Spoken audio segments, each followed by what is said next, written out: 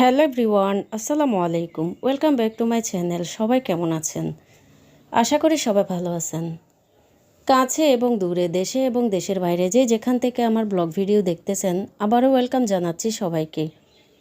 সব সময়ের মতো আমি আজও আরও একটি ডেইলি ব্লগ আপনাদের সাথে শেয়ার করতেছি। আশা করি সবাই শেষ পর্যন্ত আমার সাথে থাকবেন।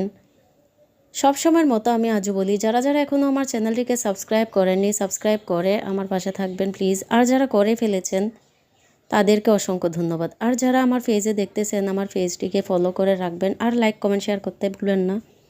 প্লিজ সবাই বেশি বেশি করে শেয়ার করবেন আর আমার পাশেই থাকবেন।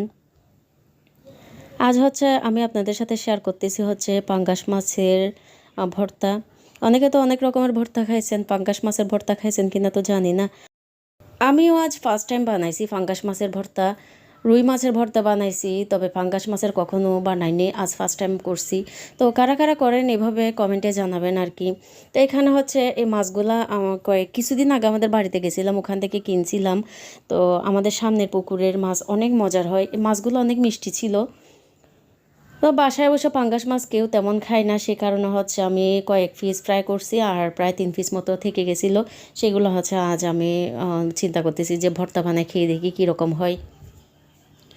তো এখানে মাছগুলো আমি ফ্রাই করে নিছি। আজ আমি হাতে মাখায় করব না, ব্লেন্ডারে করব।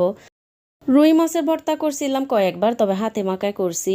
তো এইবার আমি ব্লেন্ডারে করতেছি। আপনারা ব্লেন্ডারে না করলে পাটে বেটেও করতে পারেন। হাতে মাখানো চাইতে আসলে ব্লেন্ডারে করলে কিন্তু খেতে বেশি ভালো লাগে। তো এখানে আমি 4টা মতো কাঁচামরিচ একটু করে তেলে ভেজে নিয়েছি, আর 3 কোয়া মতো রসুনও তেলে একটু করে ভেজে নিয়েছি। তো রসুন দেওয়াটা আসলে একদম পাঙ্গাস মাছের যে স্মেলটা থাকে ওইটাও ছিল না। এভাবে করলে যারা পাঙ্গাস মাছ খায় না তারাও কিন্তু খাবে। রসুন আর কাঁচামরিচ আমি মাছের সাথে ব্লেন্ড করে নিছি। তো এখন আমি মাখাই নিব ভালো করে। মাঝারি সাইজে 2টা পেঁয়াজ একটু বেরেস্তা করে নিছি, কারণ ভর্তাতে আমার কাঁচা পেঁয়াজ অ্যাড করলে একটু কমই ভালো লাগে, সে কারণে। তো এভাবে আসলে যখন একটু বেরেস্তা করে দিবেন খেতে কিন্তু আরও বেশি ভালো লাগে।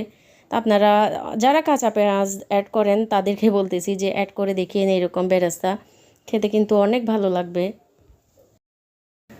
এখানে আমি কোনো এক্সট্রা লবণ অ্যাড করিনি, কারণ মাছ ভাজার সময় লবণ, হলুদ, মরিচ মশলা দিয়ে আমি ভালোভাবে মাখাই।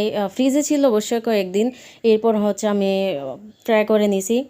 আর সে কারণে লবণও আর দিতে হয় নাই। তো আপনারা এরকম মাছ ভেজে করার সময় লবণটা একটু কম দেবেন, আর না হয় লবণ আগে মাখায় তারপর খেয়ে তারপর লবণ দিবেন। কারণ যদি আমি আগে একবার করতে গেছিলাম, লবণ বেশি হয়ে গেছিলো, কারণ 2বারই লবণ দিয়েছিলাম, সে কারণে। তো আমার ভর্তা বানা হয়ে গেছে, এখন কিন্তু অনেক মজা হয়েছে খেতে। তবে এখানে একটু মরিচ বেশি দেওয়াতে 4টা মরিচগুলো ঝাল ছিল, একটু ঝাল হয়েছে। তো ভর্তা তো এমনিতে ঝাল ঝাল হলে ভালো।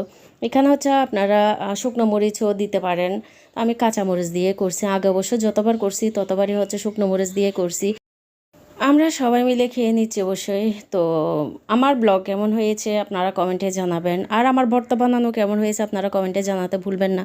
আর কারা কারা এভাবে ভর্তা বানান সেটাও কমেন্টে জানাতে ভুলবেন না। যারা যারা শেষ পর্যন্ত আমার ব্লগের সাথে ছিলেন সবাইকে অসংখ্য ধন্যবাদ। আল্লাহ হাফেজ।